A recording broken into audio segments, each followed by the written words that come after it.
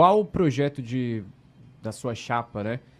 Qual o projeto da sua chapa pensa numa criação de um calendário de eventos pro clube? Existe algum projeto da chapa do BAP que crie uma agenda pro Flagávia durante todo o ano? Uma sequência assim de eventos, de festas, por exemplo? Sim. Nós entendemos que como clube social nós temos espaço para fazer mais pelo sócio, não só de eventos, como de você desenvolver momentos e espaços para que você possa reunir associados. Então, nós temos planos para você ter uma área para você poder trabalhar eventualmente no clube, projeto para você ter área de jogos, por exemplo, carteado, para você jogar gamão, área para você poder jogar videogame, deixar teu filho lá em algum momento, uma área de estudo para teu filho em algum momento, ou simplesmente você ter saraus de literatura ou algumas coisas que não necessariamente são eventos do calendário natural, né, como o Dia dos Pais, Dia das Mães, mas você poder fornecer ao sócio do clube opções de interação e integração social. Nós temos área, você tem que ter gestão, tem que ter visão e muito provavelmente a gente tem um gerente de eventos que vai cuidar disso e a gente vai calendarizar isso e tentar trazer o sócio mais para perto, para que ele tenha um convívio melhor dentro do clube. Para além do que já tem, né? Não só da prática dos esportes, mas do convívio social. Dentro disso, tem alguma abertura aí para público externo, por exemplo? Porque assim, eu sei que tem clubes, se eu não me engano, eu acho que, não sei se é o Celtic da Escócia, que eles fazem, ele tem um clube social lá deles e tal, mas assim, tem muitos eventos que puxam a galera da cidade, né? Os torcedores, assim, às vezes nem é torcedor de fato do Celtic, mas consome ali dentro do clube, público externo que não paga mensalidade, tem alguma... Não, eu entendo que a prioridade da gente hoje é o sócio da Gávea. Tem muitas promessas que não foram cumpridas e, na verdade, nós entendemos que nós temos que resgatar o que a gente deve ao sócio primeiramente. Primeiro nós vamos cuidar dos sócios, depois nós vamos pensar eventualmente em outros sócios. Mas abrir o clube para o mundo de fora, você tem a possibilidade como sócio de levar seus convidados. Nesse caso, sim. Mas como política de gestão, não. Eu queria te fazer uma pergunta nesse sentido. Sempre houve esse debate, principalmente em anos de eleição, da questão dos esportes olímpicos eles serem autossustentáveis financeiramente. E hoje a gente está vendo cada vez mais, hoje a nossa ginástica talvez seja acho que talvez ao lado do basquete, né, assim, tendo uma visibilidade muito grande. Você tem um planejamento de trabalhar de maneira independente, perdão, do futebol, um marketing para poder tentar angariar novos tipos de receitas com esses atletas. Tem o Isaquias também, que é, né, um atleta com bastante mídia, né, e que faz bastante comerciais, vamos colocar assim, de tentar explorar junto desses atletas a imagem deles ou outra maneira como você vê ativações e ações que você acha que seja pertinente para gerar novas receitas para o clube e para ajudar nos esportes olímpicos. Eu percebo que, assim, que o DNA do futebol é diferente do restante, né? O futebol gera dinheiro por si próprio. Essas outras áreas não. Eu gosto da ideia de você dar foco e de entregar a parte do marketing. Porque o marketing é multifacetado. Tem marketing, você pode falar de N formas de marketing diferentes, né? Mas o marketing de captação de recursos é algo muito específico e que, na minha visão, devia estar debaixo do diretor de esportes olímpicos. Ele é que devia focar nisso. Ninguém melhor do que o diretor de esportes olímpicos para buscar dinheiro e recursos para os esportes olímpicos. Eu entendo que quando você tem uma área que concentra tudo, né, você acaba tendo um processo parecido com o projeto do pato, né? O pato faz tudo. O pato anda, nada, voa, canta, faz tudo mal. Então, você acaba priorizando, evidentemente, que o futebol. Liga para você o cara da Pixbet, e liga para você um cara de estofados para atender a ginástica artística. Qual deles você atende primeiro? Você atende o cara que vai te colocar centena de milhão no clube, sem nenhum demérito ao outro, mas é uma questão de tempo, são as escolhas que você faz. Então, para que você tenha foco, eu entendo que você devia colocar e deslocar esta parte para o diretor de esportes olímpicos, para que ele tenha as ferramentas e as possibilidades dele correr atrás daquilo que é mais importante para ele. Claro que com a placa Flamengo por trás, mas os esforços são diferentes não são idênticos. Então, você colocar tudo no marketing, parece que é tudo igual, mas não é. É comum você cometer esse tipo de equívoco, mas eu entendo que deva ser separado.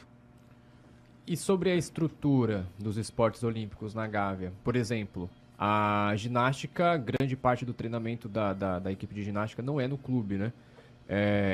Como que você vê, como que a sua chapa vê essa logística? Pretende colocar a ginástica, por exemplo, com treinamento integral no clube? Olha, é uma boa pergunta. Eu te diria o seguinte, por tudo que o clube evoluiu nos últimos anos, o clube precisa se expandir fisicamente para atender às demandas sociais, sejam de alunos de escolinhas, sejam de sócios, sejam de categorias masters. Há 20 anos atrás não tinha essa consideração. Mas hoje você tem uma porção de gente. Outro dia eu tive com um rapaz que foi nadador do clube. Eu fui laureado do clube, vou votar em você e tal. Pô, quantos anos você tem? Eu tenho 27. Eu falei, você faz o quê? Eu sou master. Porra, 27 anos. Tá igual o Léo Prodígio. Master da natação. Master da natação, porque parou de nadar, né? Então, veja, o conceito master hoje é um conceito amplo, né? E estas pessoas têm tempo, têm energia, estão vivendo muito mais, vão demandar espaço do clube. Então, você pode ter um pai que tem um filho na escolinha, né? Um outro filho trabalhando ou usando o clube de maneira social, fazendo alguma outra atividade, e ele nadando, fazendo, enfim, triatlo, fazendo polo aquático no clube. Então, múltiplas utilidades que você precisa no clube e áreas para você desenvolver para o sócio. Então, nós pensamos em expandir a área física do clube. Quando você vai expandir, você sempre tem uma limitação física, que é o número de dias por semana e o número de horas que você tem por dia, né? Então, quem trabalha quer usar o clube muito cedo ou muito tarde. Quem tem crianças quer usar o clube nos horários que são complementares às escolas dos filhos, né? E para você casar isso tudo, e atletas, você tem que, de alguma maneira, entender o que é fundamental para cada um. Então, o clube social deve abraçar todas as atividades sociais. As esportivas, enquanto nós não tivermos essa possibilidade de expansão do clube, nós temos que buscar locais, aonde tem uma estrutura melhor ou mais adequada para esses atletas. Então, se for o caso do vôlei, se for o caso do basquete, se for o caso da ginástica artística, claro que nós vamos buscar a melhor infraestrutura que seja possível do Flamengo fornecer para os seus atletas, seja dentro da Gávea, seja fora da Gávea. Agora, como rubro-negro e como cara de marketing que você falou, eu acredito que essa coisa da idolatria, de você poder ver uma Rebeca, de repente, uma vez por mês, treinando no clube, ou em algum momento treinando no clube, ou o próprio Zaquir na Lagoa, eu acho que faz todo sentido isso, coloca aquela cereja bacana no bolo, né? Mas eu entendo que se a nossa estrutura não estiver à altura do nível dos nossos atletas, cabe ao Flamengo desenvolver isso em casa, enquanto isso buscar algum local ou locais.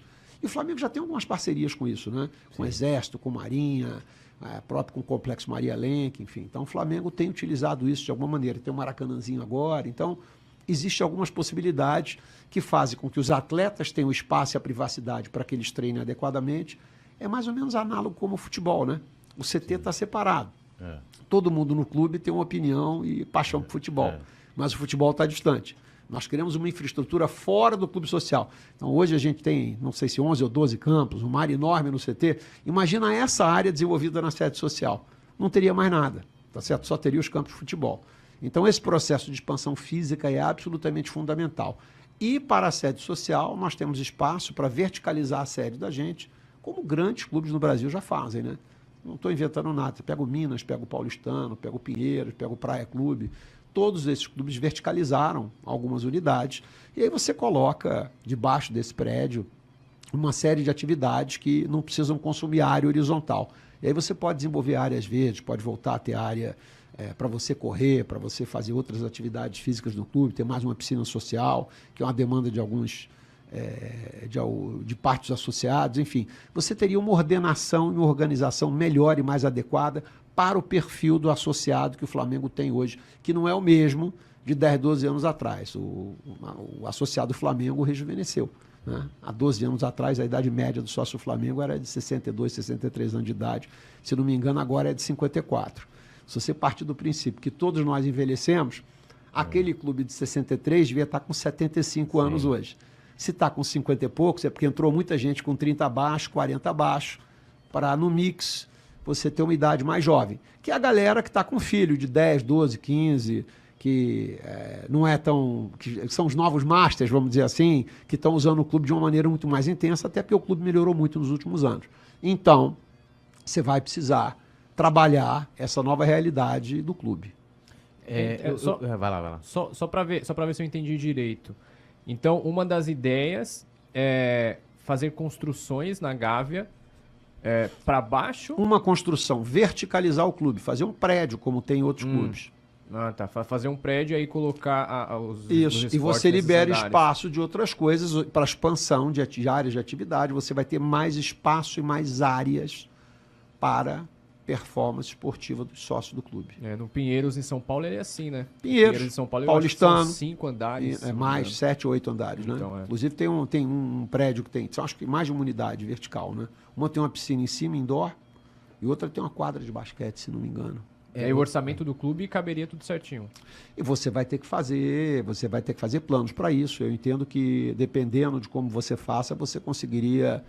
Se você fizer um projeto onde quem vai construir pode explorar esse espaço depois para se remunerar, talvez isso custe mais barato para o clube. Eu entendo que ali é uma área muito valorizada na zona sul do Rio de Janeiro. Você teria mais presença de pessoas, mais consumo. Talvez o Flamengo pudesse permutar isso com empresas, enfim, fazer isso. Mas eu entendo que isso é um processo de 8, 10 anos, não é um processo imediato, entendeu? Nossa visão é evoluir com o clube e ter um clube fantástico em 2030, é assim que a gente vê, não é uma coisa imediata. Eu queria aproveitar esse gancho, né? Não quero entrar aqui diretamente ainda no estádio, a gente vai falar daqui a pouco de estádio. Mas falando do CEPAC, a gente vai falar essencialmente da sua proposta, que está no PDG, mas olhando hoje como a diretoria está colocando essa questão de como custear o estádio, eles falam do CEPAC, que é você vender para uma construtora, uma outra empresa, o potencial construtivo da Gávea. Por exemplo, isso, no caso que você colocou aí, teria algum impacto com relação ao potencial construtivo? Não, da maneira que está conceituado, não, porque dentro do cálculo de CEPAC que o clube levou para a prefeitura e que está modelado no que eles apresentaram até agora, você ainda tem uma reserva de espaço para a construção na Gávea, que eu entendo que em metragem quadrada é pouco superior ao que existe hoje. Então, você poderia expandir. Você, em tese, poderia quase dobrar o que você tem na Gávea em área. Mas se você coloca num prédio, você verticaliza isso, então você não usa tanto espaço de solo, vamos dizer assim.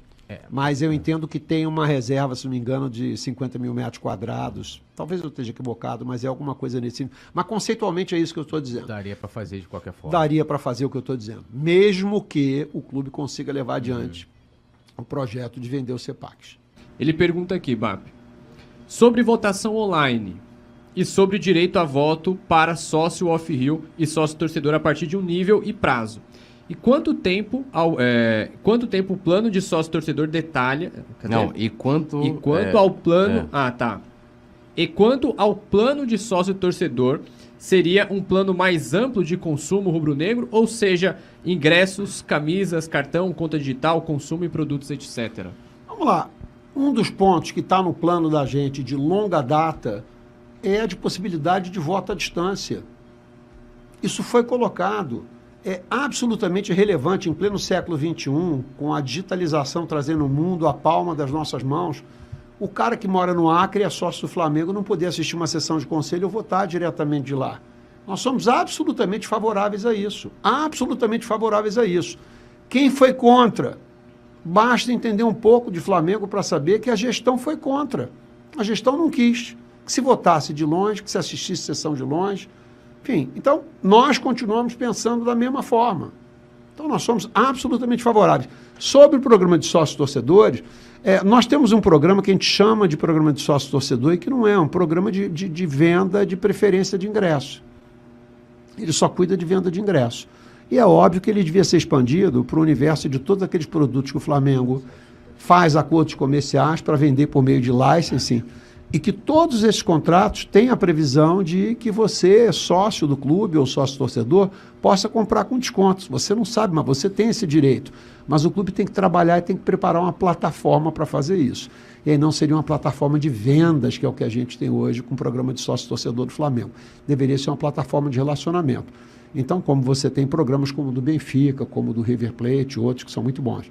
Então, evidentemente que nós temos plano, enquanto eu estou falando aqui, diferentemente do que o Cláudio falou, que a gente não sabe quais são os planos para o estádio, porque não nos foi franqueado entender, nós temos um plano e temos um trabalho para a gente revolucionar o programa de sócio-torcedor do Flamengo, que hoje talvez o melhor nome do ponto de vista de marketing devia ser sócio-sofredor. Inclusive, aproveitando a questão do sócio-torcedor, ontem o Don Chery comentou... Perguntaram, né, sobre o sócio-torcedor, embaixada, etc, etc. Ele falou o negócio do saque lá, que falaram do saque. E aí, até hoje, fazendo uma análise da entrevista dele, eu fui buscar que, assim, não é que seja ruim, não vou nem fazer juízo de valor. É que eu acho que é subaproveitado o sócio-torcedor do Flamengo. Para mim é inadmissível, né? E, assim, é um comentário extremamente, uma crítica construtiva, tá? O Flamengo Nacional, né, um clube de, né, assim... 50 milhões de torcedores, está atrás de um clube como o Atlético Mineiro. O Atlético Mineiro é um clube de bairro considerado, né, o Flamengo, né, se a gente for comparar.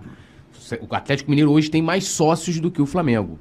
Inter e Grêmio, clubes do Sul, que sempre tiveram uma base muito grande, mas que nos últimos anos não tiveram a metade do protagonismo esportivo que o Flamengo teve. Talvez o único que, né, vamos botar aí, salvando muitas... Palmeiras, que lidera, né, que é o Avante lá, que eles estão rivalizando com a gente aí nos últimos anos.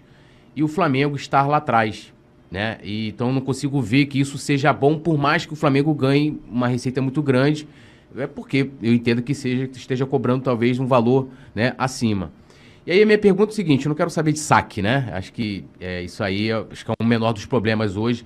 Assim, por favor, tá, gente? Dentro da proporção, eu sei que o torcedor sofre muito. Eu tenho amigos um amigo meu de São Paulo recebeu uma mensagem, teve um problema, o cara em São Paulo, ele falou assim, você tem que ir na sede da Gávea para resolver você imagina, né? Então imagina aí o sofrimento da galera com saque. Mas o que fazer para a gente aumentar essa base de torcedores que talvez poderia ser uma nova receita, né? Também que a gente pode pensar para manter um time competitivo nos próximos anos. O que o Flamengo precisa fazer para melhorar esse sócio-torcedor que a gente tem hoje, que tem em torno, né, números aproximados de 80 mil.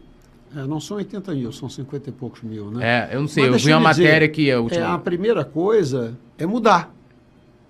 É mudar. Uma das coisas que tem que mudar é isso.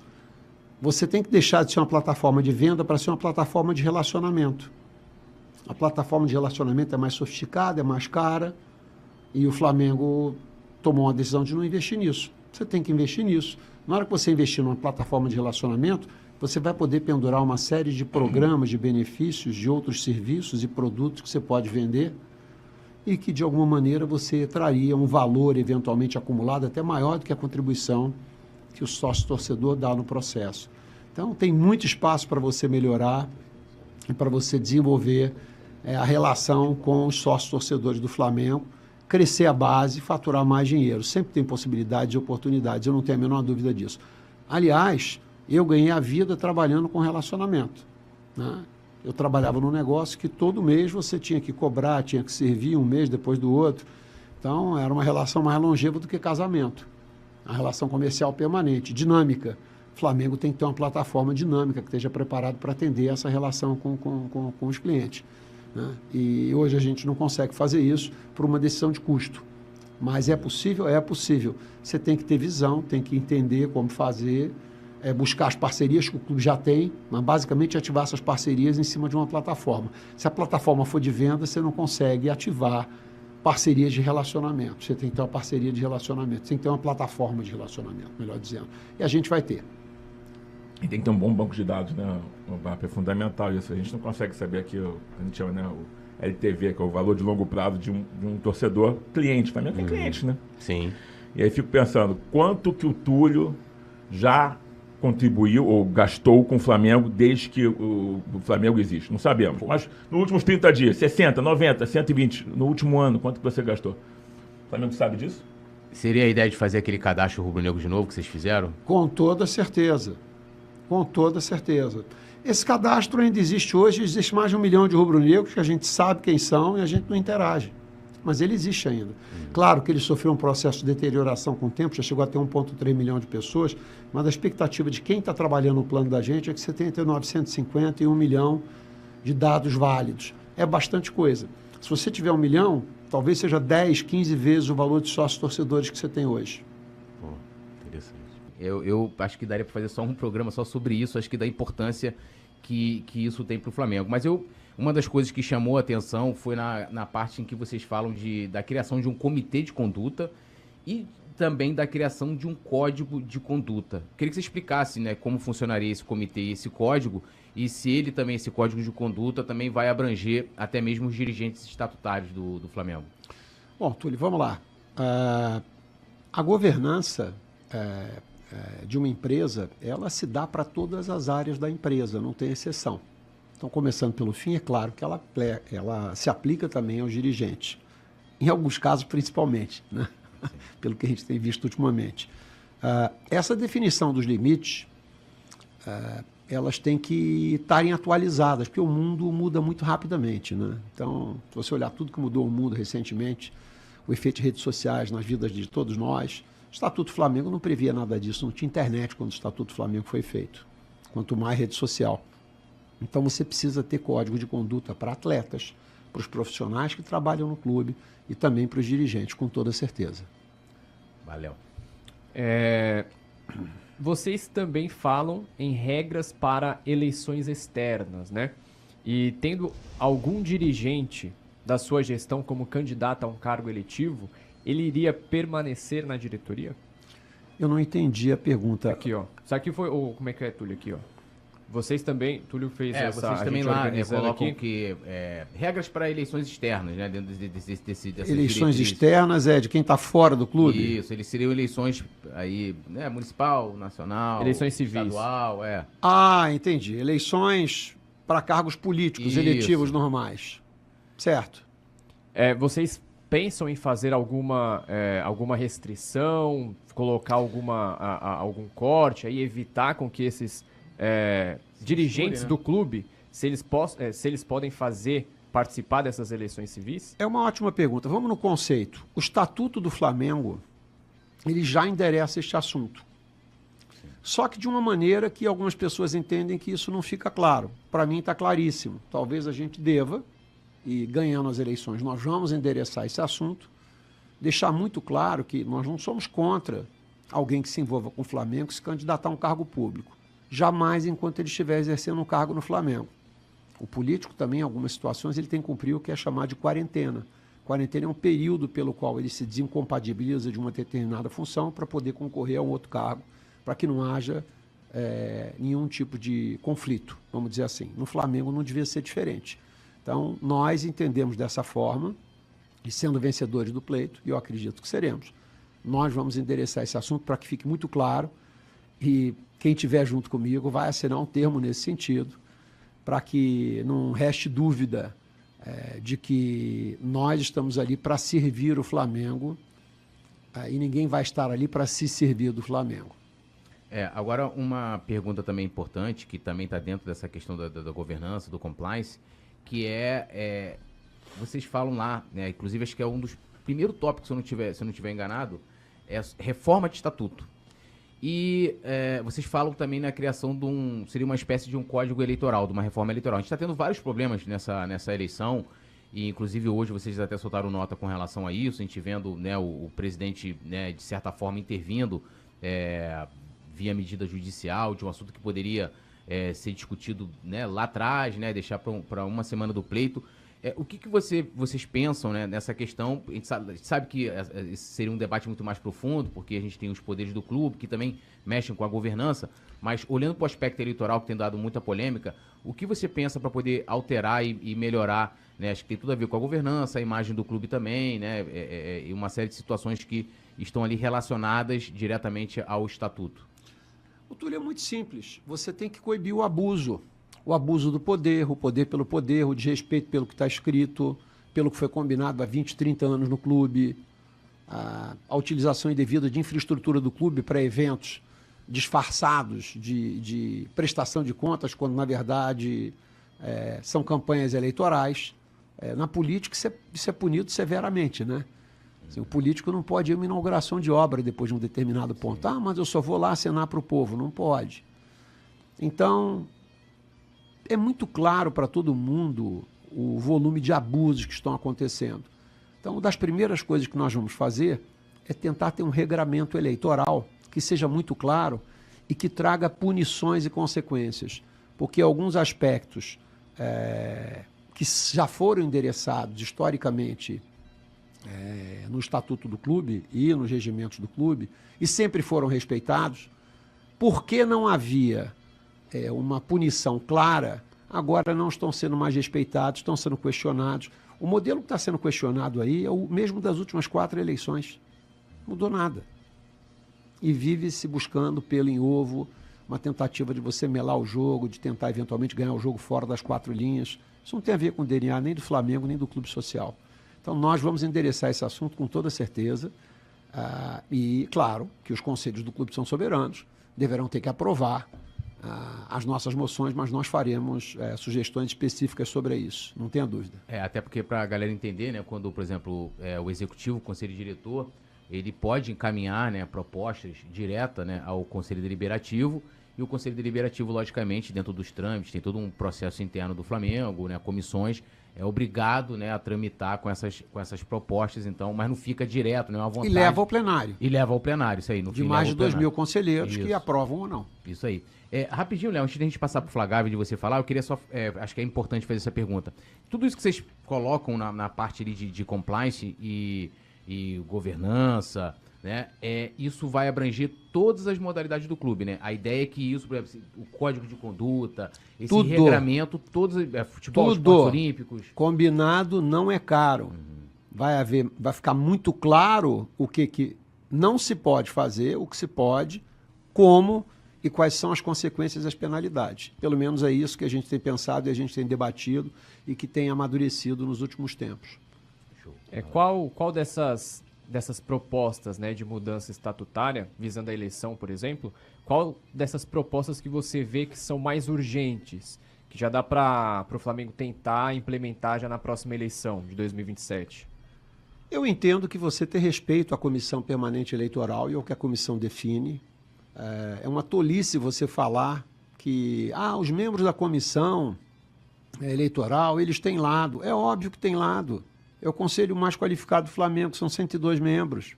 Tem 42 natos, 48 eleitos pela chapa de quem está na situação e 12 eleitos pela oposição.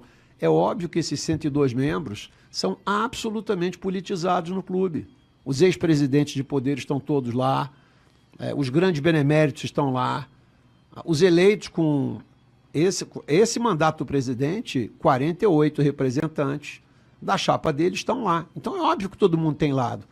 Mas dentro de um clube social, sempre tivemos um comportamento, vamos dizer assim, republicano até então. Então, o comportamento que a gente viu mais recente deixa muito claro que a gente precisa ser mais incisivo e mais duro com alguns aspectos, já que a boa educação e as boas práticas não vingaram. Então, há que se deixar mais claro isso e as consequentes penalidades, né? O conselhinho de futebol? O conselhinho no diminutivo, né, já tem uma conotação depreciativa. Eu até vou ter que me corrigir, o conselho, né, para não achar que eu estou criticando. Mas apesar que eu sou contra conselho de futebol. Bom, ficou claro. Mas o meu ponto é assim, vamos discutir o conceito do conselho. O técnico, em geral, fica muito menos tempo do que o elenco. Você bota uma fortuna no elenco. E o cara que chega, ele quer abacaxi, abacaxi, abacaxi. Aí você vai, compra um abacaxi melhor que tem no mercado, se compromete 5 anos com abacaxi, aí ele vai embora com 6 meses.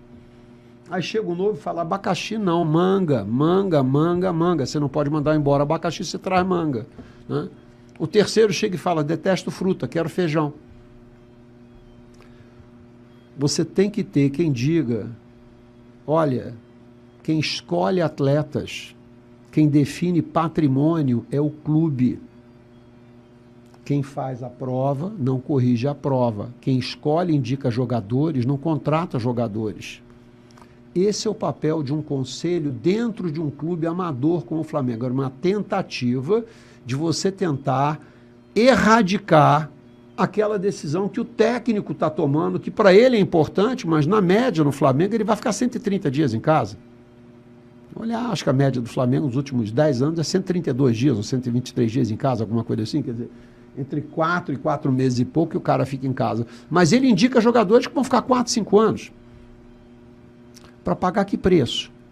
Para um jogador que tem histórico de contusões graves previamente feitos, será que a gente tem analisado bem isso? Será que faz sentido botar um caminhão de dinheiro num cara que tem 30 anos de idade, que provavelmente não vai fazer um novo contrato, não vai ter um valor de revenda? Então, você tem um conselho que de alguma maneira defenda o patrimônio do clube, eu acho que é absolutamente importante. É fundamental ter um conselho? Não, é o que o Cláudio estava falando. Se você tem processos que garantem,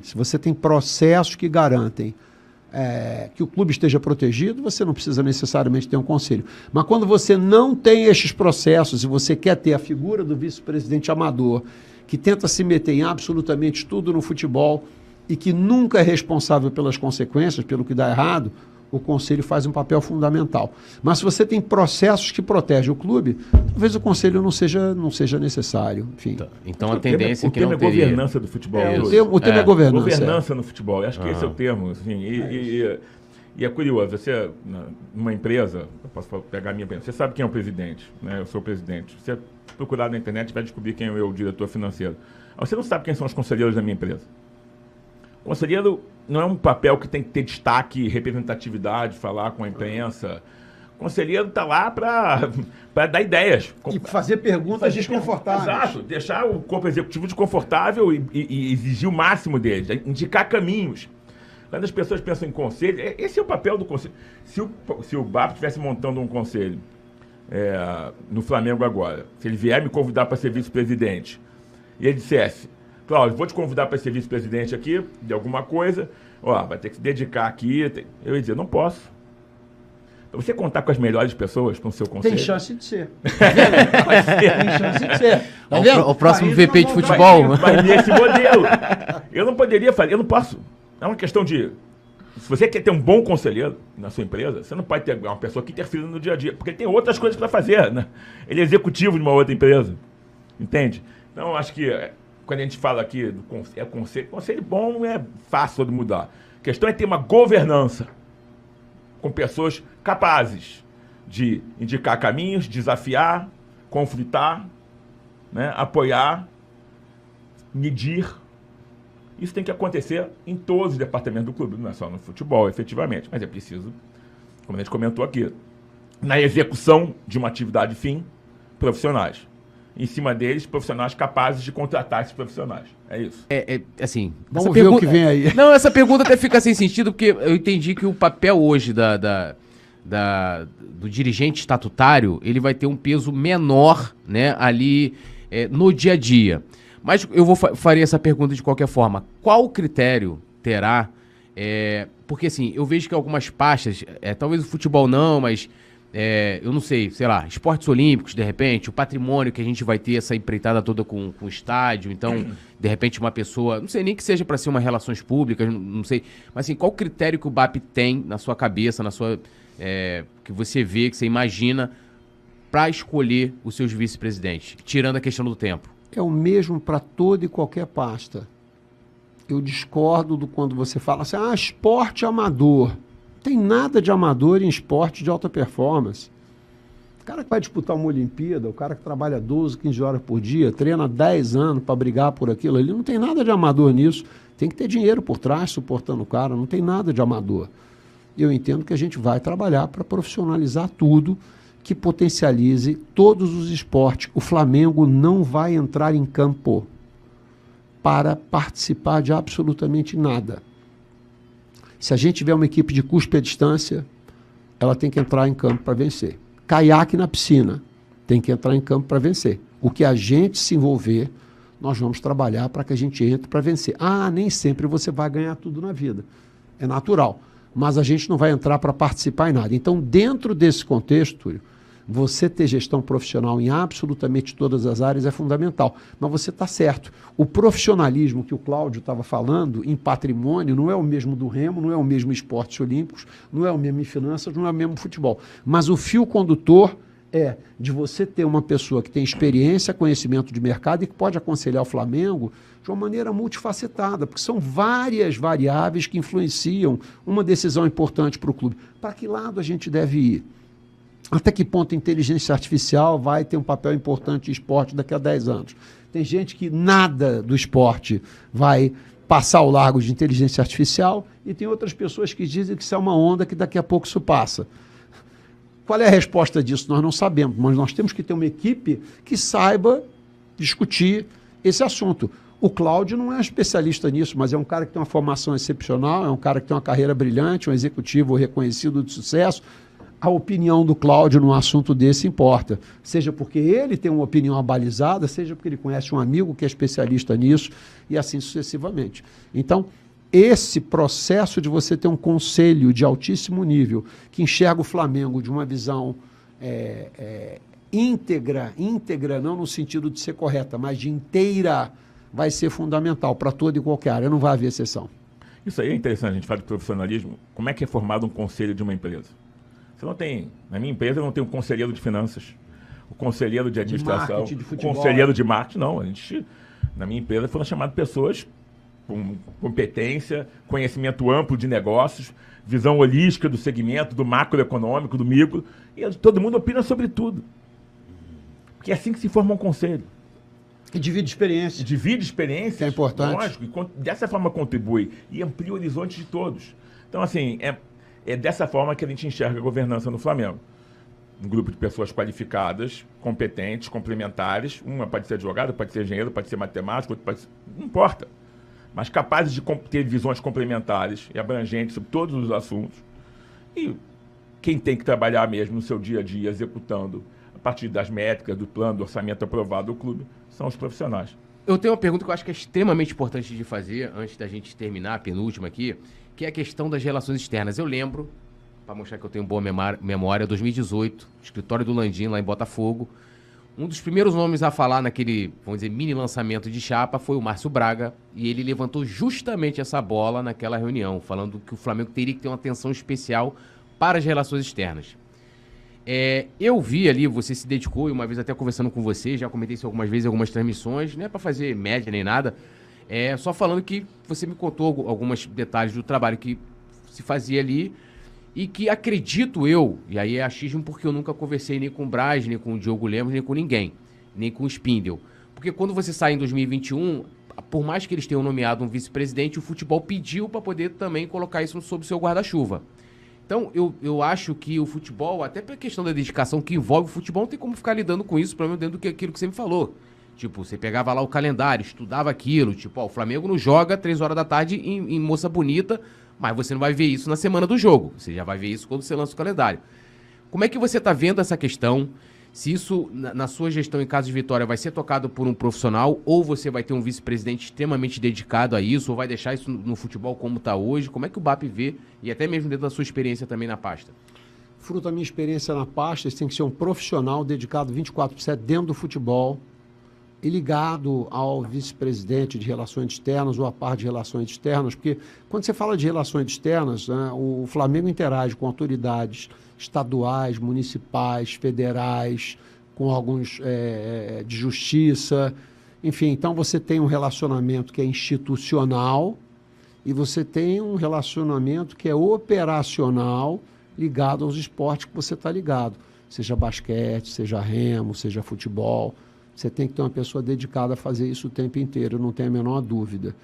Então, esse trabalho que eu fazia pro bono, e a gente começou a fazer até porque a gente queria desenhar qual seria o escopo do trabalho, havia um plano de que isso fosse entregue a um profissional. Quando o futebol pede para ficar com a responsabilidade, mas não tem uma pessoa que tem esse perfil, vá cuidar disso 24/7, você está brincando de fazer relações externas, você não vai fazer o trabalho com aquela qualidade que o clube merece e precisa. Eu queria fazer uma pergunta que, assim, que eu acho que é muito importante. Eu vejo que nessa eleição, vocês podem até passar a visão de vocês também. Eu acho que mais importante do que o resultado, o desempenho do Flamengo em campo, o que o sócio, o torcedor do Flamengo, está muito nítido, está se preocupando é com a gestão do futebol, né? E aí se fala muito em... Eu até estava vendo que ontem o Ducha até já mudou, ele tinha dado uma entrevista falando que iria manter tudo a mesma coisa, agora ele já fala que de profissionalizar e tal. Ou seja, o lance de profissionalizar virou um debate entre todas as candidaturas. E aí minha pergunta é o seguinte: como é que seria a estrutura de futebol do BAP no Flamengo? E se você explicar o que é profissionalizar? Profissionalizar é simplesmente chega ali, eu pago o salário. E como é que seria essa questão do dirigente estatutário, né? O amador, não estou colocando aqui no sentido, né, ruim, adjetivando ninguém, mas teria sobre esses profissionais no seu departamento? Vamos lá. Assim, o Real Madrid tem vice-presidente de futebol amador? Que eu lembre, não. Mas o Barcelona tem? Também que eu me lembro. Não tem. O Bayern de Munique tem? Então o Manchester City tem. O Liverpool tem? Algum dos 25 maiores clubes do planeta tem? Tem 12 clubes da Série A que não tem VP de futebol amador. O bicampeão brasileiro atual não tem um VP de futebol amador. Por que no Flamengo tem que ter? Então, para além dos nomes e das funções, nós entendemos que você tem que ter um dirigente profissional que entenda do assunto e que seja cobrado por resultados e que tenha causas e consequências, o que ele faz ou o que ele não faz.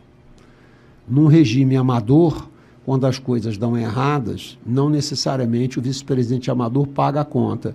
E em todos os cargos importantes que a gente tem na vida, tem o ônus e tem o bônus. No caso do dirigente amador, normalmente só tem o bônus, não tem o ônus. E quem está trabalhando no clube sabe disso. Cachorro que tem 2 donos morre de fome. Quem manda no clube? É o técnico. Quem manda no futebol técnico é o VP de futebol amador, dito amador. Então, na nossa gestão, em caso de vitória, vai ficar muito claro quem manda, por que manda e como manda. E ele vai ter direitos e vai ter obrigações. E vai ter cobrança. E vai ter gestão. Um dia sim, o outro também. Então é tão simples quanto isso. Agora, achar que você é profissional, porque você tem gente que recebe salário em dia e que está com carteira assinada, isso não é exatamente o que a gente quer dizer com ser profissional. Ser profissional no sentido de você está ali para fazer o melhor e você tem que fazer o que é melhor para o clube e não para você pessoalmente, para os seus interesses fora do clube, ou de você dedicar 3 dias para a sua vida pessoal e 1 dia para o clube. Um dia sim, o outro também, cuidando daquilo ali. Tendo responsabilidade, trabalhando num clube da dimensão como o Flamengo, ganhando e sendo remunerado à altura do que se espera de um comandante desse do Flamengo, mas seguramente trabalhando num nível muito mais alto do que a gente tem hoje em dia e que todos esses outros clubes do mundo mostram, né, que você tem vida fora de dirigentes amadores. E conosco não seria diferente. Então, ainda que você precise no Estatuto do Flamengo ter um vice-presidente de futebol amador, provavelmente vai ser a senhora que serve o café na Gávea, se ela for sócia. E ela prometer que não vai, de alguma maneira, se envolver no centro de treinamento. É interessante que muita gente culpa o Estatuto do Flamengo por uma série de problemas. Não tem nenhuma linha no Estatuto do Flamengo que diga que o VP de futebol amador não precisa se envolver com futebol. Nós temos o exemplo clássico do Toche, nosso colega de chapa, que está conosco, que profissionalizou integralmente a área financeira do Flamengo. Ele não se mete em nada no dia a dia da área financeira do Flamengo. E não por acaso é a área mais saúde, que tem mais saúde, mais enxuta do clube. Por que será? E ele não se mete no dia a dia. Então, eu costumo brincar e dizer, para quem quer ser vice-presidente do Flamengo, eu não tenho tempo nenhum, eu tenho 1000 coisas para fazer, eu tenho uma vida muito ocupada, é de você que o Flamengo precisa para ser VP de futebol. Porque quem tem que trabalhar mesmo são os profissionais. Só completando aqui, Túlio, aqui, A pergunta é interessante, porque o que é profissionalismo, e como colocou o BAP, não é contratar profissionais. Primeiro, até para contratar profissionais, você tem que ter profissionalismo. Tem que ter pessoas que saibam contratar os profissionais. Né? Tem que ter um departamento de gestão de talentos, recrutamento, seleção, treinamento, desenvolvimento para reter esses profissionais depois. O Flamengo tem que ter um departamento forte nesse sentido e não possui. Mas profissionalismo é, antes de tudo, processos bem instituídos, né? É um planejamento de curto, médio e longo prazo e uma governança capaz de controlar, né, se o planejamento está sendo adequadamente cumprido, porque os processos estão absolutamente bem definidos e instalados. O profissionalismo é isso, é uma visão do mundo. Né? Quando você pensa que é amador, é aquela pessoa que faz por amor. Né? Você imaginaria que você teria aqui, na coluna do Fla, alguém para tocar aqui, vou trazer um amador aqui, ele vem quando ele puder, ele tem outro trabalho, mas ele vem aqui de 5 a 6, dá uma olhadinha como é que Mas ele ama a coluna do Fla. Ele ama. Ele torce muito pela coluna do Fla. Você não faria. Isso. E aí não vai nenhuma crítica a quem está lá. É uma questão... Não é fulanizar. Não é. Eu estou falando de uma pessoa que está lá ou quem não está. Não é esse. É uma questão de processo, modelo, de visão. É modelo de gestão. Modelo de gestão profissional é um modelo que estabelece processos, estratégias e uma visão de governança capaz de atribuir freios e contrapesos às pessoas que tomam decisões e executam, de forma a trazer um equilíbrio e efetividade na prática do planejamento estratégico. É ser eficaz, ter processos, né? Evitar que quem, como diz o papo, né? Quem faz a prova corrija, estabelecimento, né, de responsabilidades, né, que se equiparam, se controlam, estejam alinhadas em torno de um planejamento estratégico, uma visão de longo prazo. A partir de uma visão de longo prazo, você desempenha o que você espera atingir no médio prazo e olha para o curto prazo para saber se você está no caminho correto. Isso é profissionalismo. Não dá para ser contra isso. Não dá para ser contra isso. E, ao mesmo tempo, parece tão simples, mas é tão complexo. Existem tantos modelos. É preciso gente capaz para isso. E é preciso um grupo capaz. Profissionalismo é uma visão e uma ação de grupo. Não é uma visão de uma... Eu sou um profissional, então eu resolvo o clube. Não. Sozinho ninguém faz nada. Ainda mais num ambiente complexo como que vivemos, num clube da dimensão que o Flamengo tem. Do clube. A grande proposta de todos os candidatos para essa eleição, desde os pré-candidatos até agora, os 3 que foram homologados, todo mundo fala em profissionalização, aliás, quase todo mundo fala em profissionalização total do departamento de futebol. E aí eu queria entender, BAP, da sua proposta, como que você pretende organizar o organograma do departamento de futebol do clube? Como que vai ser isso? Você, como presidente, vai interferir diretamente na contratação de algum treinador? Vai deixar essa decisão 100% na mão de um vice-presidente, 100% na mão de um diretor técnico? Se vai haver plano de jogo, né, uma filosofia de futebol? Como é que a chapa de você organiza tudo isso? Vamos começar pelo conceito, né? A primeira coisa é que você não pode pedir para um cachorro miar ou para um gato latir. Você tem que respeitar o DNA de cada clube. E o DNA do Flamengo, todo mundo sabe qual é. Qual é o tipo de futebol que o Flamengo quer praticar. Então, qualquer profissional que venha trabalhar com o Flamengo, seja ele um jogador, uma estrela ou um roupeiro, ele tem que entender, na dimensão da função que ele está cumprindo, a importância do Flamengo e o que se espera do Flamengo. Quer um exemplo? A gente jogou recentemente contra o Atlético Mineiro no Maracanã e eu não me lembro qual foi a vez que o Flamengo não ganhou e que ele saiu aplaudido.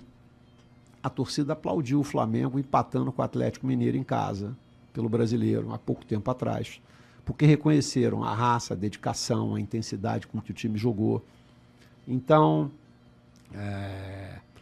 Flamengo é uma religião, né? Não basta ganhar. Né? Ganhou de 5-0 e jogou mal, a gente corneta. Ganhou de 1-0 e jogou muita bola, a gente fica feliz. É um DNA diferente. Né? É um DNA diferente. E os outros falam, nós somos bipolares. Que seja, mas nós somos nós e Flamengo é isso mesmo. Então, respeitar o DNA do clube acima de tudo. E na hora de você contratar os profissionais, você ter essa visão. Você contratar o cachorro e depois querer que ele vá miar, quem está errado, gente? É o cachorro ou quem contratou o cachorro? Então, eventualmente, algumas escolhas que a gente faz de profissionais, pelo momento, porque eu conheci o cara, porque ele deu certo em outro clube, às vezes ele deu certo em outro clube por outras circunstâncias, porque os clubes são diferentes, têm DNA diferentes, têm perfis diferentes, têm histórias diferentes, enfim. Então você tem que respeitar a história do Flamengo, ok? Primeira coisa. De cima a baixo. Segundo, nós não vamos ter na nossa gestão vice-presidentes que vão se envolver com as suas pastas. Se eu vencer as eleições, eu pretendo trabalhar para mudar isso no Estatuto do Flamengo, porque quando você tem um VP de marketing, quando você tem um VP jurídico, quando você tem um VP de futebol, estes caras se metem no dia a dia. E o que acontece com o funcionário que é remunerado? Se der alguma coisa errada, quem vai ser mandado embora? É o funcionário, não é o dirigente. Sim. Então o que o funcionário faz? O dirigente quer fazer alguma coisa que eu não acho adequada, deixa ele fazer. Depois eu culpo ele e tudo bem. E via de regra, isso não dá certo. Então, não é no futebol, nós não vamos ter vice-presidentes que vão se meter nas áreas no dia a dia. Eles vão trabalhar como um conselho de empresa. Nós vamos discutir vários aspectos sobre o perfil do estádio da gente, ações que o Flamengo deva fazer institucional, operacionalmente, como no conselho de empresa. Mas não vai ter aquela história, eu sou dono do Remo, eu sou dono do clube social, eu sou dono do futebol. Não vai haver essa figura. Eu não vou ter vice-presidentes assim. E eu vou tentar passar mudanças de estatutários que reflitam isso. Não apenas para o meu mandato, porque eu acredito que essa profissionalização é absolutamente fundamental. Neste caso, quando você pergunta se eu vou me meter, o presidente do clube tem a caneta e ele tem que aprovar. Mas eu vou te dizer, eu aprendi isso, que você não deve se meter em algumas coisas. Você tem que fazer as perguntas certas e avaliar o trabalho de quem está fazendo a coisa. Então, no desenho da gente de futebol, nós vamos ter um diretor técnico. Do lado desse diretor técnico, nós vamos ter um diretor médico, que é um cara no mesmo nível dele. Do lado dele, a gente vai ter um cara que vai cuidar da base, porque a base no Brasil é algo muito importante. Este diretor técnico vai ter respondendo a ele toda a estrutura atual do futebol. Tá certo? Ele vai determinar como o futebol da base joga e como o futebol da base treina. Para que quando você precisa de um lateral esquerdo no time de cima, de última hora, esse cara suba e saiba como o time joga. Não vai ser uma coisa, o Sub-13 joga a lá Bangu, o outro a lá Palmeiras, o outro a lá Flamengo, um é reativo, o outro é muito agressivo. Não vai ter o perfil de cada um dos treinadores que estão lá. A ideia é padronizar como a La Masia, que era a escola lá do Barcelona. Nós temos um DNA. O cara, para jogar aqui, ele vai ter que entender e respeitar a instituição, seus princípios, seus valores, conhecer a nossa história, respeitar o código de conduta que vai valer para atletas também. E nós vamos ter um diretor técnico que vai cuidar de todas essas partes. Ele vai ter que prestar contas para quem? Para mim. E ele vai ter que conversar comigo e eu vou fazer as perguntas que eu julgar adequadas para verificar se o processo de escolha que ele está fazendo está de acordo com aqueles princípios que a gente combinou. Mas essa história, esse profissional é ótimo, quais são as opções que nós temos?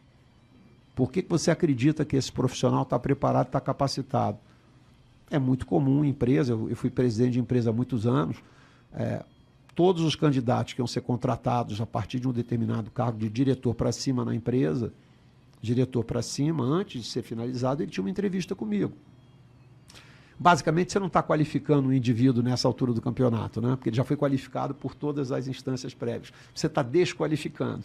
Você vai lá para verificar se a escolha dele está errada. E você tenta buscar indícios de que talvez esse profissional não seja adequado para o teu clube. Analogamente é o que eu faria no Flamengo. Mas dizer que tem que ser o Túlio, ou o Theo, o BAP ou o Maurício, isso é uma maluquice, eu não vou incorrer nesse equívoco. A gente não faz isso numa empresa. Você diz, eu preciso contratar um jornalista, vai lá e contrata o Túlio, que eu sei que ele é o melhor. O que a sua vice-presidente de recursos humanos ia falar? Mas de onde que você tirou isso? Você acha que você não devia ouvir outros caras? Então, na vida da gente, a gente pensa assim, a gente faz assim. Mas no futebol, a gente tem uma certeza de que, pela paixão que a gente tem, a gente sabe o que é melhor para o clube. Isso é uma tolice. Isso é um devaneio da gente. E eu entendo que eu, ao longo do tempo, eu fui me curando disso.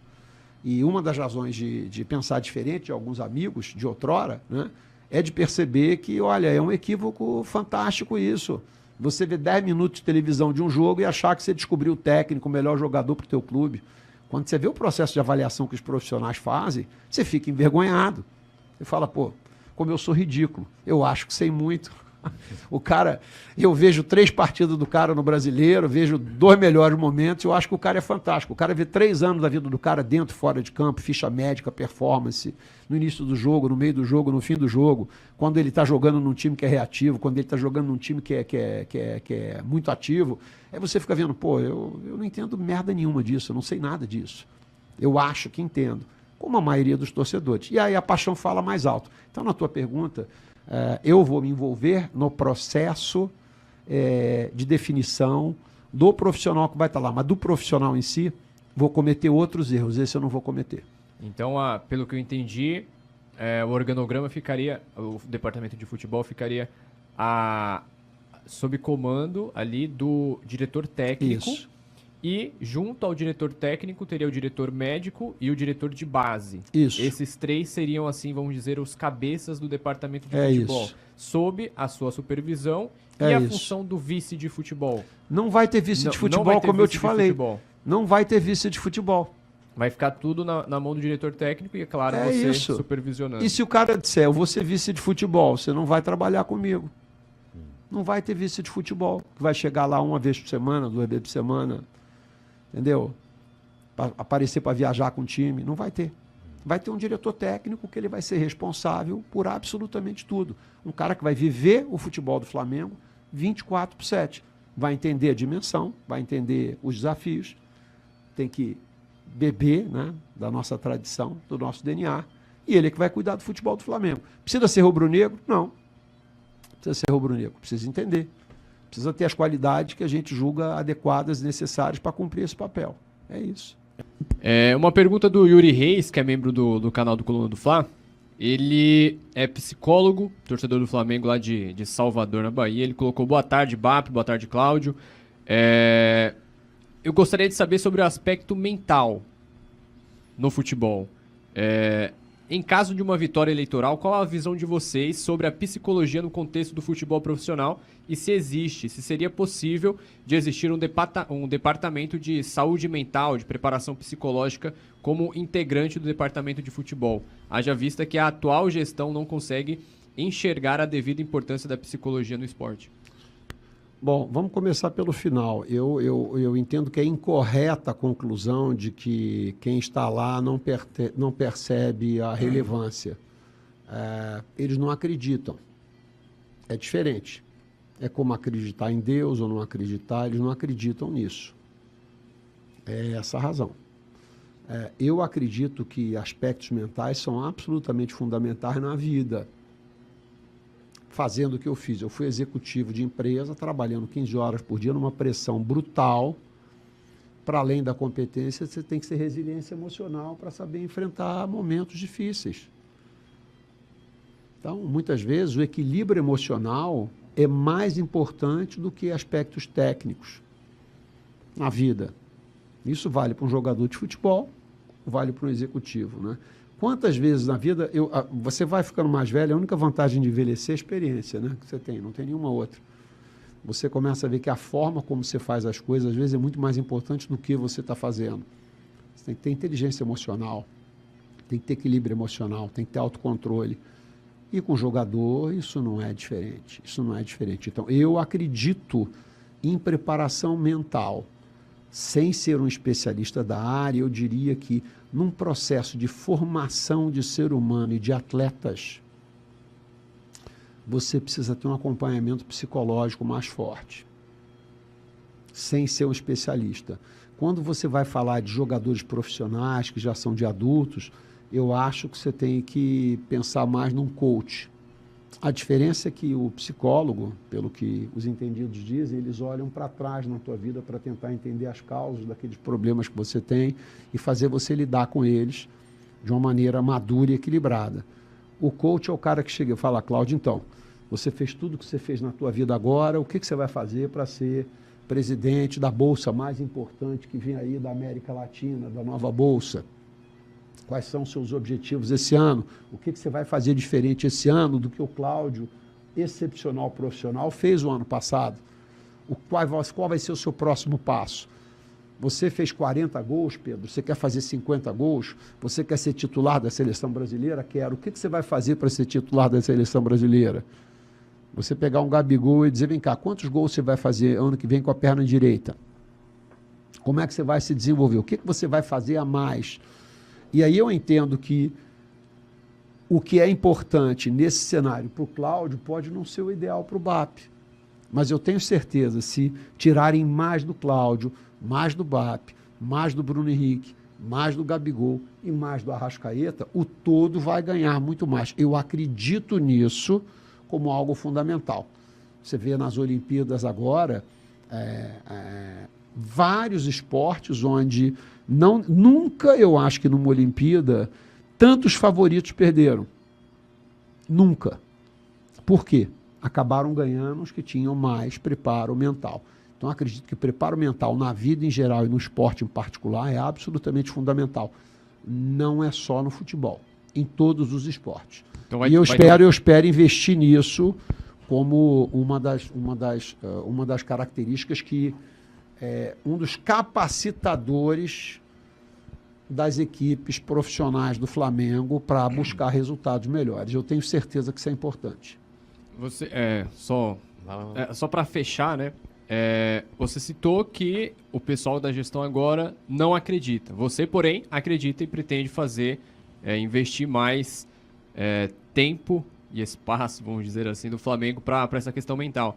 Mas nesse tempo que você estava com a gestão atual, você chegou a comentar com eles, a falar com eles, a sugerir e não foi ouvido ou deixou passar?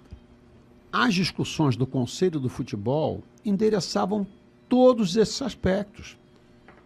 Mas não interessante que assim, o que o Flamengo estava fazendo que tinha impacto material no clube tinha que ter aprovação do Conselho. Algumas outras coisas do dia a dia não. Então você podia trocar impressões, mas esse é um dos aspectos que a decisão é do vice-presidente de futebol e do presidente do clube. Então o conselho pode chegar e dizer, olha, eu acho que tem que pintar essa parede aqui de branco. O conselho votou, o presidente chega e fala, não acho que vale a pena. Por quê? Porque o Túlio não acha que vale a pena, então por mim está tudo bem. Então, o conselho do futebol não é o presidente do clube. Esse tipo de decisão, no fim das contas, é da presidência do clube.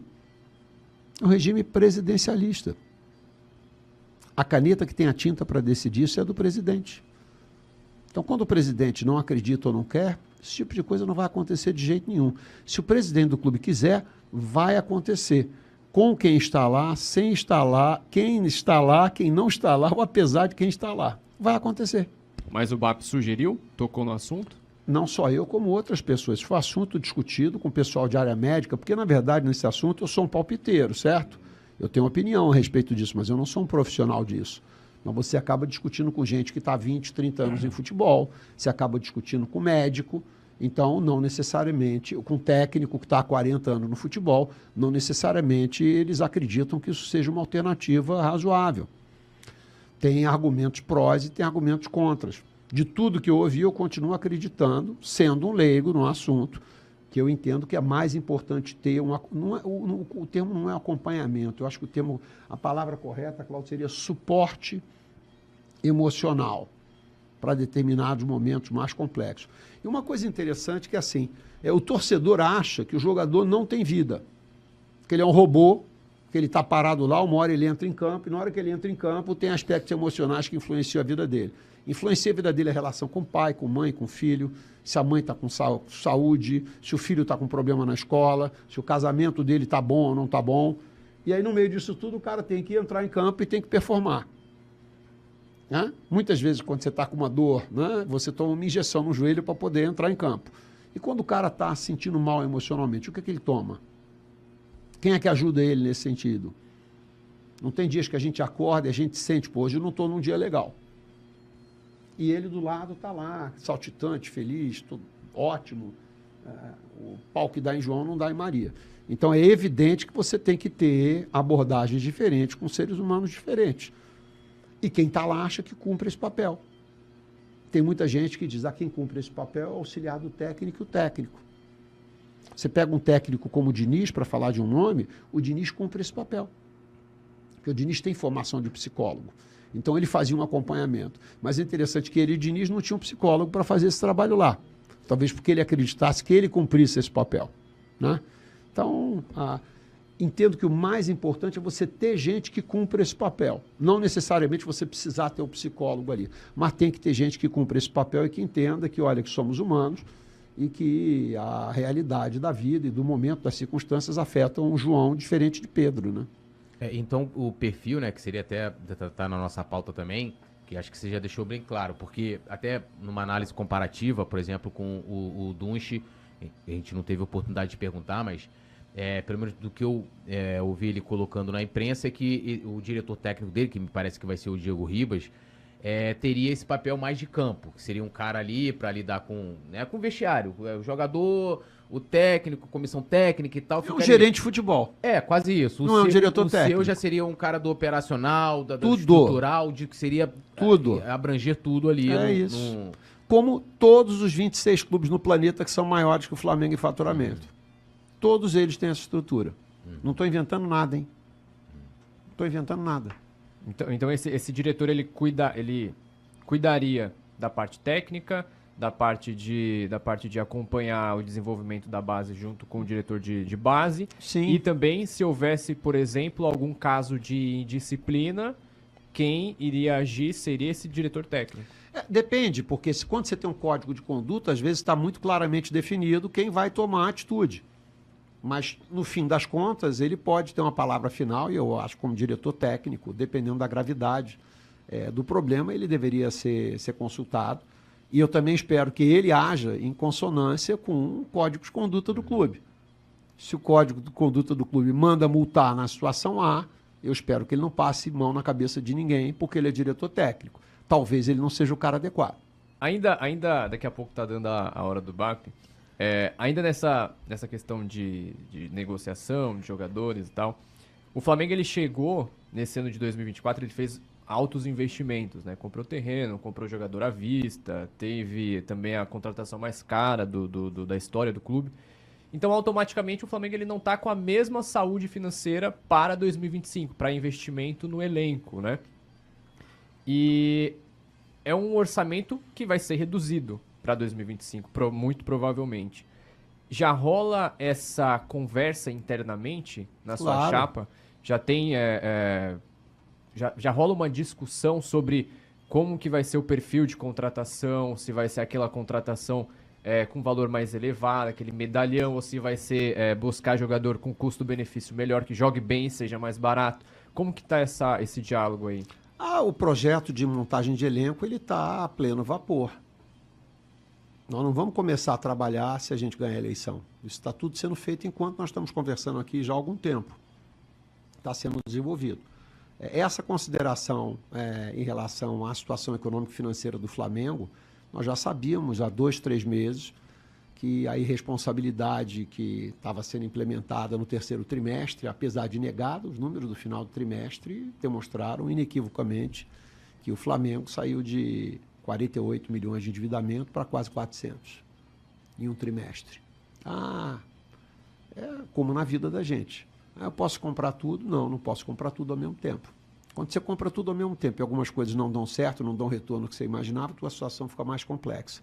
Então, enquanto nós estamos conversando aqui, Theo, esse governo do Flamengo, essa direção do Flamengo, eles dizem, não é o BAP dizendo, que em 31 de dezembro eles vão entregar o Flamengo com 3 milhões de reais em caixa. 3 milhões. Paga o salário de 2 jogadores do mês. Então, evidentemente, que quando você gasta muito e mal, você, em qualquer setor, em qualquer circunstância da tua vida, isso tem um efeito importante. Isso vai ter um efeito importante nas contas do Flamengo. 2025 vai ser um ano desafiador do ponto de vista esportivo e financeiro para o Flamengo, sem sombra de dúvidas. A conta chega, né? Você faz uma maluquice agora, a conta chega. Você tem um risco de exposição cambial grande no Flamengo. O Flamengo comprou jogadores em moeda firme e não vendeu jogadores na mesma monta em moeda firme. Aí na hora que você compra, o câmbio é 5. Na hora que agora você vai ter que pagar, o câmbio é 6. Vai tudo ficando mais caro. Então, eu entendo que o que o Flamengo tem? Você tem que ser criativo, você tem que buscar jogadores que tenham uma relação de custo-benefício melhor. Eu entendo que o Flamengo, na avaliação de elenco que a gente tem, a gente não acredita que você precise fazer... Não é uma situação como a de 18, que a gente achava que tinha que mandar metade do elenco embora. Não é isso, de maneira nenhuma. Não está previsto assim de fazer uma grande reformulação no elenco? Não, nós entendemos que nós temos carências em talvez 4, 5 posições para o ano. Não é tanta coisa.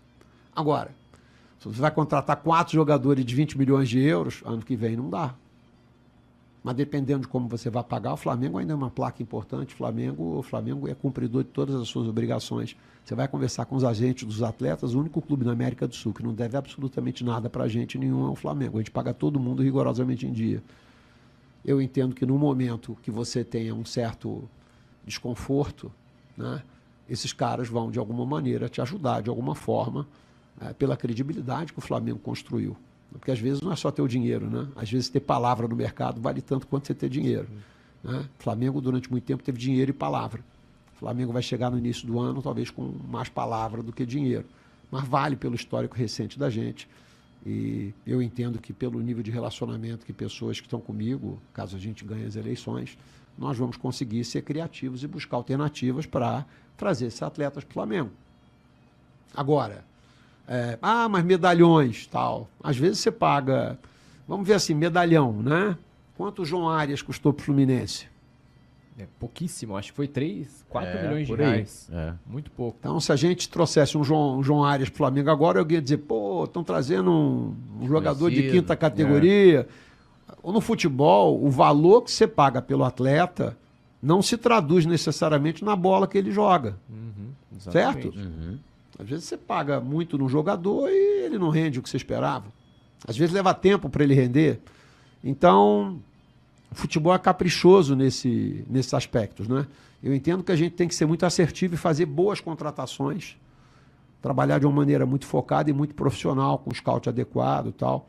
Vai ter trabalho para o diretor técnico da gente. Ele já está se divertindo.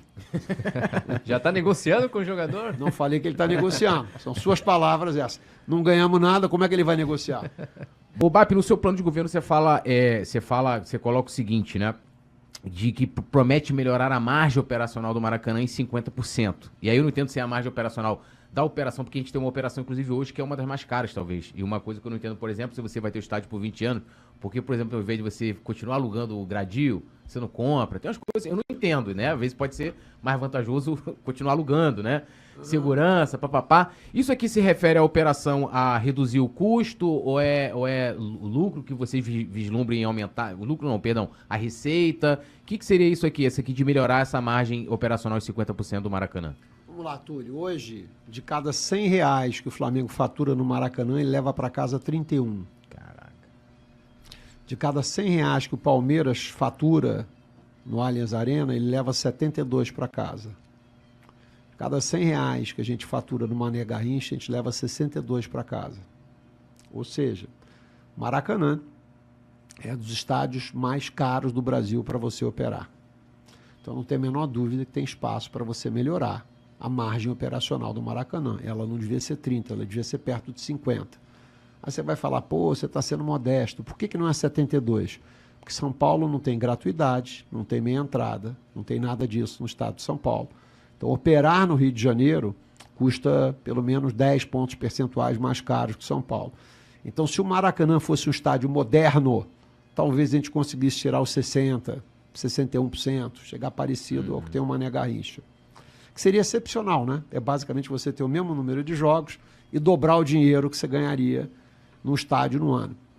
Mas eu entendo que você pode melhorar muito o Maracanã E é nesse sentido que eu coloco isso. Você deu alguns exemplos aí de decisões que nós não tomamos lá atrás, independentemente se estavam certas ou não, porque você não tinha concessão por 20 anos. Então você, eu estou alugando a casa, então eu não vou pintar a sala da parede da minha casa. Só que você está morando lá 3, 4, 5, 6 anos e a parede está toda descascada e você está morando lá. Mas eu não sei se daqui a 6 meses eu vou estar aqui. Agora a gente sabe que a gente vai estar por 20 anos. Melhor pintar a parede, melhor fazer o que você tem que fazer e melhorar a casa que nós vamos morar durante 20 anos. Então algumas decisões vão mudar, vão ser ajustadas. E você tem que ter uma gestão, evidentemente, que seja diferente e que foque mais em rentabilidade do que a gente fez até agora. É tão simples quanto isso. Isso em relação ao Maracanã. Então, quando aumentar a rentabilidade, aqui hoje ela é 31% e ela devia ir para 50%. Mas também não é o ó do bobó isso não, hein? Não é que eu estou falando de uma, vai ser a melhor do Brasil. A do Palmeiras, porque é uma arena menor, mais moderna, construída para essa finalidade, todas as instalações são aparentes, enfim, então a manutenção é muito mais simples, mais rápida e mais fácil que a do Maracanã, né, que foi construído e concebido em outra época. Você vai ter uma eficiência operacional maior no estádio do Palmeiras do que a gente tem no Maracanã. Mas a margem do Maracanã pode ser melhor do que o que ela é hoje. Mas quais pontos, assim, na prática? Como que faria aumentar essa renda? Você tem que gerenciar melhor o negócio. É muito caro operar. Você não tem que ter 70% de despesa operacional no Maracanã. Então seria um dos pontos seria diminuir o custo de manutenção? Como é? Você tem que rever o custo de manutenção e adequar o custo de manutenção. Quando eu digo o seguinte, você está gastando mais do que você ganha, o que você faz, Theo? Você verifica onde você pode cortar, coisas que você vai fazer diferente. Se vira nos 30, meu amigo. O gestor está lá para isso. O cara que é pago, ele é pago para isso, né? O gestor, para mim, não vai dizer, não, BAP, dá 31 mesmo e tudo bem, então eu vou te trocar. Você não sabe como dar mais do que 31? Eu tenho que botar alguém que saiba. É isso. Agora pro estádio próprio. Entrar no estádio? Vambora. Vamos lá. Vocês colocaram, pelo menos assim, no plano de governo, vocês não colocam aqui como pagar o estádio, vamos colocar dessa maneira para ficar mais claro aqui, como pagar o estádio. No lançamento, né, eu revi todo o lançamento, o Tosh fala lá, o dinheiro do estádio e... Tá aí sim.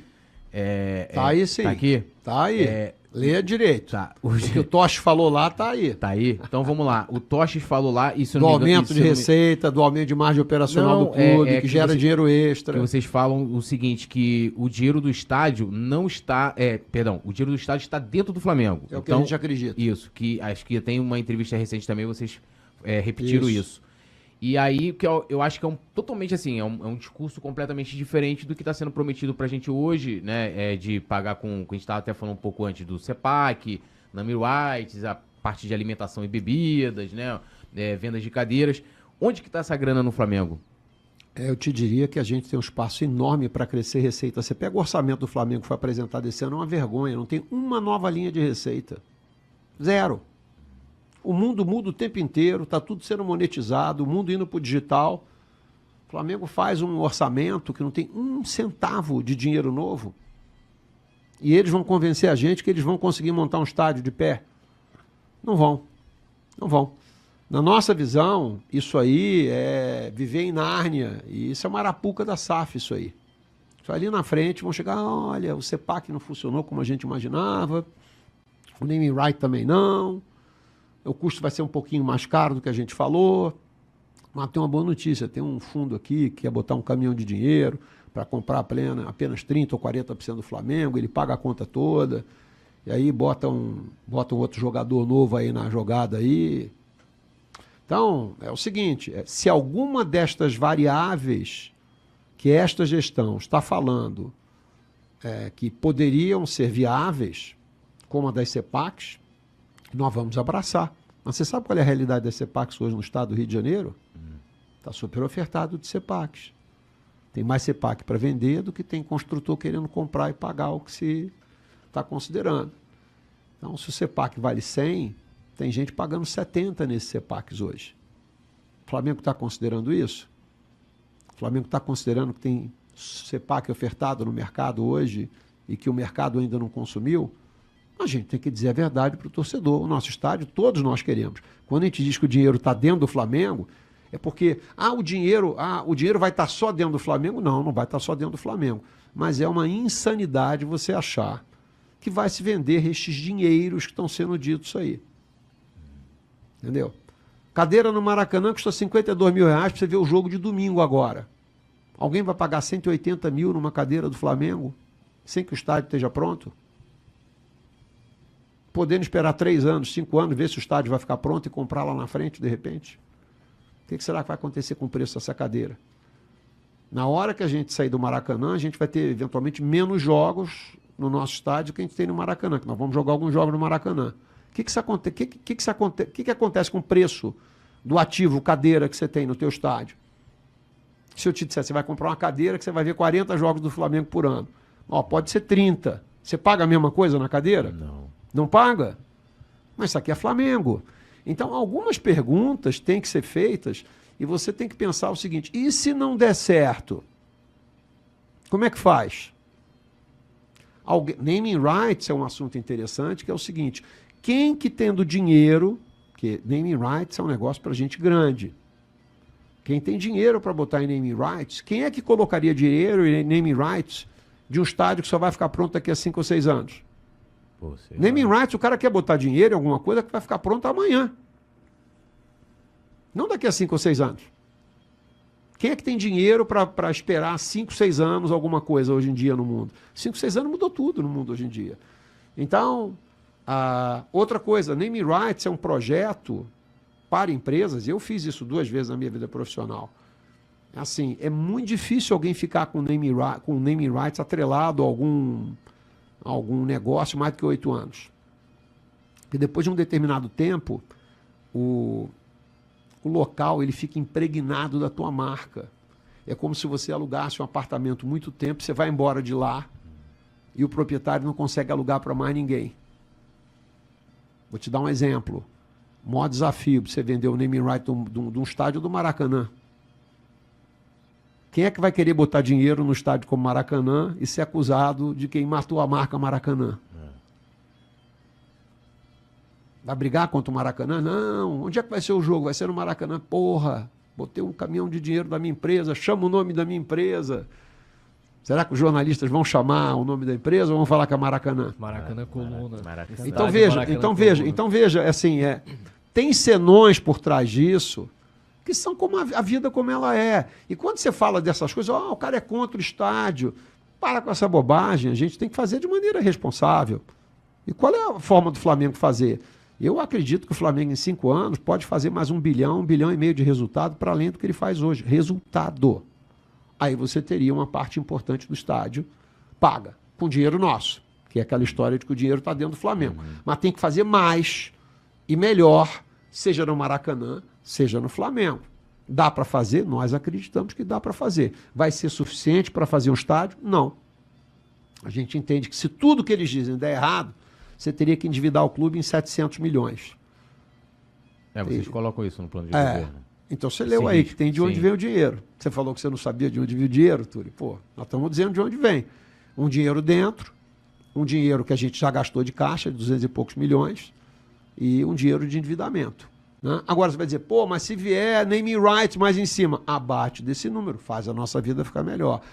Mas o mercado imobiliário carioca vai melhorar e os CEPACs vão bombar daqui a 2 ou 3 anos. Na hora que bombar, se a gente tiver feito dinheiro, a gente vai aproveitar isso, evidentemente. Então você pode até aproveitar, Léo, essa pergunta que seria, e aí você pode pegar até aqui a galera no chat também, que tá a pergunta do Charles, que é, no caso, vocês não relutariam em, de repente, dar continuidade ao que está sendo feito em termos de projeto e também em termos de como financiar o estádio. Tipo, você vai tendo a oferta do CEPAC, você venceu a eleição, tendo a oferta ali, oportunidade... Ter no mercado, por que não? Entendi. Agora, naming rights, eu não penso em antecipar. Qual a taxa de antecipação de um projeto desse naming rights? De repente você vai receber uma merreca na frente. Se eu não me engano, o que foi apresentado, eles avaliaram em 1,5 bilhão e seria receber... Você sabe qual é o maior contrato de naming rights do Brasil? Não. Não chega nem perto disso. Não chega nem perto disso. E os maiores são das arenas que estão prontas. É aquela história, o apartamento, quando você compra um apartamento na planta, por que ele é mais barato, Túlio? Porque tem uma dúvida fundamental, qual é? Será que isso vai ficar pronto? Sim. Certo? Certo. Quem está comprando pensa, pô, por que eu vou botar... meu apartamento custa 2 milhões, mas você vai pagar um só, Túlio. Se você achar que vai ficar pronto, você paga 1 milhão e espera. Eu entendo que o naming right, alguém vai esperar mais para frente. Tem outras opções e oportunidades para você colocar dinheiro em naming rights nos próximos 3 ou 4 anos, até que o mercado como um todo tenha certeza absoluta que o nosso estádio vai ficar pronto. Então, o papel aceita qualquer coisa, mas o mercado aí fora é muito mais rigoroso na avaliação, né? Quer ler aí o nosso querido Charles? Pode ler aí. Pode ler? Pode ler aí, Túlio, porque vou puxar aqui Tá. para ver qual Beleza. o valor exato que o pessoal da gestão atual O fala Charles de Castro, naming rights. ele fala, Bap, quero saber quais profissionais estarão com você no projeto do estádio. Fabrício Kika sempre fala do estádio com propriedade. Você tem alguém? Nós temos um grupo. Eu não acredito que o estádio seja um projeto de uma pessoa só, ou de duas, como a gente está fazendo. Eu tenho pessoas comigo que trabalharam na construção das arenas para a Copa do Mundo e nas reformas para as Olimpíadas. Então, tem pelo menos 4 profissionais oriundos dessa área, mais um grande escritório de arquitetos, né, que operam nisso. Temos contatos com 1 ou 2 construtoras de peso do Brasil. E eu tenho muito contato com o Kika, né? O Kika tem muita experiência e muito... o Kika tem uma base de dados sensacional que me encanta, que define o tipo de estádio que você quer. Entendeu? Você quer um estádio que seja intimidador, que seja quente, que a torcida esteja próxima, Caldeirão. um caldeirão. Eu entendo que sim. A maneira como você constrói, até a inclinação dos degraus muda, né? A parte de acústica do estádio.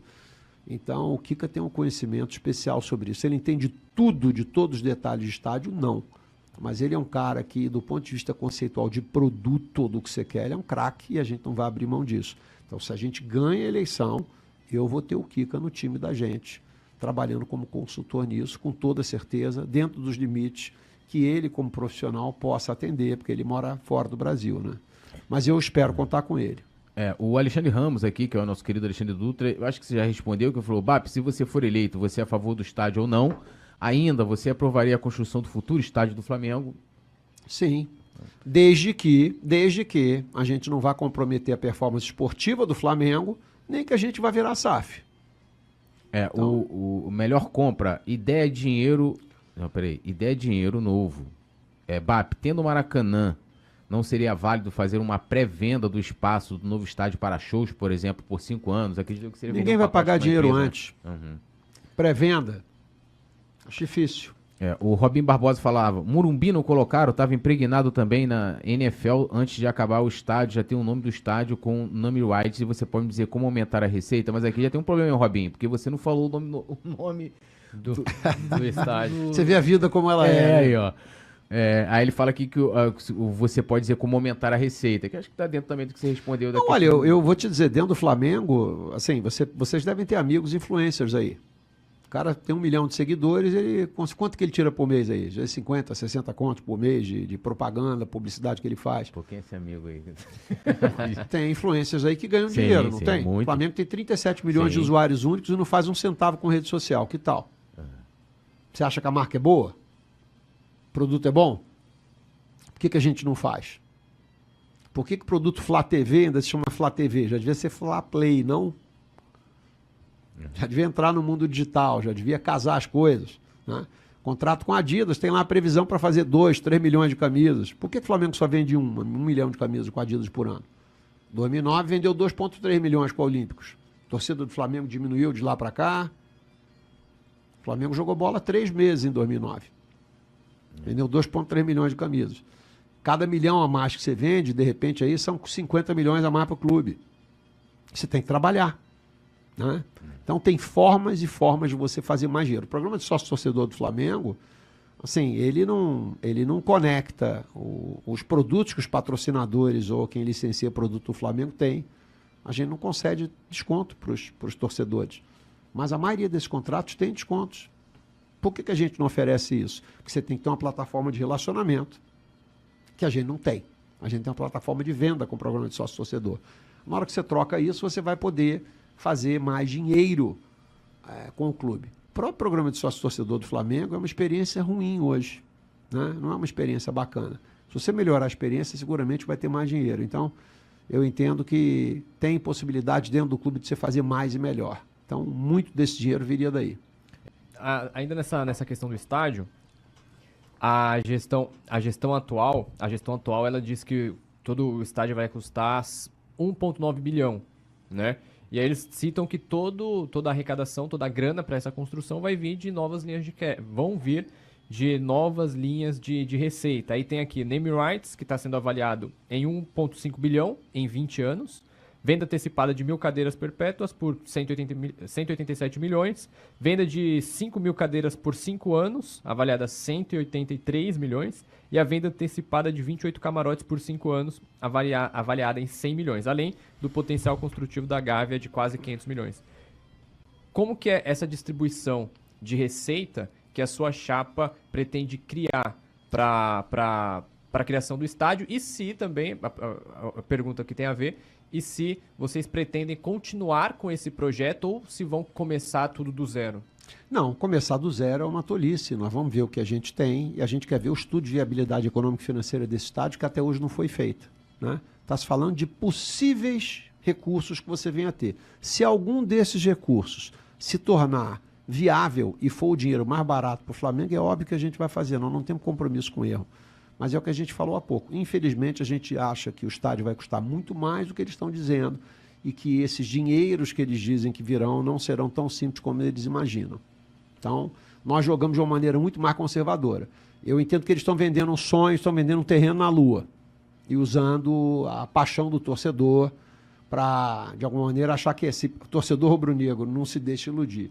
É fantástico ter o nosso estádio. Nós vamos ter o nosso estádio, mas não vai ser simples, não vai ser rápido, nem vai ser fácil como eles estão querendo vender. Não é. Infelizmente não é. É só você olhar qual é o outro estádio na América do Sul que foi feito de maneira que custou o que se planejou e que deu o resultado que se esperava. Nenhum. A resposta é nenhum. Custou muito mais caro do que se imaginava, levou muito mais tempo do que se imaginava. E os clubes que se envolveram com isso tiveram impactos financeiros ou esportivos, né? Ou os dois, como é o caso do Corinthians. Então, é importante que a gente tenha muita sabedoria na forma de fazer isso. Por isso que a gente tem uma equipe multidisciplinar e que nós não vamos acreditar somente nessas possibilidades que eles estão colocando. Se uma dessas possibilidades que eles disseram estiver errada, como é que faz? Qual é o plano B? Onde é que você tira dinheiro? Como é que você faz? Então, nós entendemos que você tem que ter um estudo de viabilidade econômica e financeira que passe por uma avaliação de risco de cada uma dessas considerações que foram feitas aqui, né? E que eles falam, né? E que jamais foi feita nem apresentada para ninguém. Mas nós vamos fazer, nós temos gente para fazer, eu tenho certeza que a gente consegue fazer, mas é o que a gente falou, Túlio, o dinheiro, a maior parte desse dinheiro tem que estar dentro do Flamengo, porque aí a gente controla. Sim. Não depende, o CEPAC, mas o mercado está ruim agora, nossa, que azar. Mas o mercado não está bom para vender cadeiras agora, que azar. Mas não tem ninguém interessado em name rights nesse momento do país, porque vai ter eleição. E aí? Nós vamos fazer o nosso estádio, né? Com essas considerações, sem essas considerações ou apesar dessas considerações. Mas você tem que ter gente muito mais qualificada e muito mais preparada para fazer do que a gente está vendo nesse momento.